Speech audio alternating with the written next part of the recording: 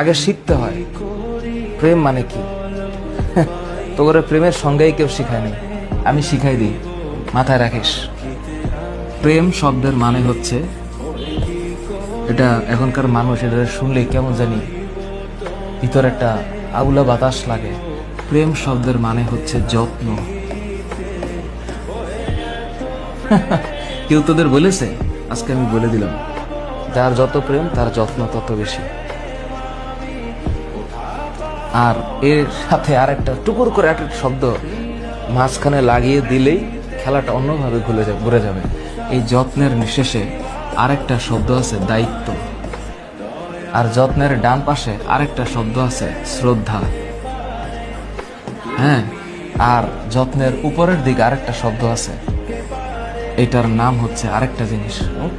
এটা মানে এইটা এই সত্যতা, এটার নাম হচ্ছে প্রেম।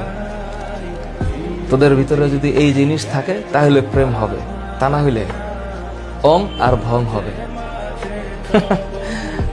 Always remember.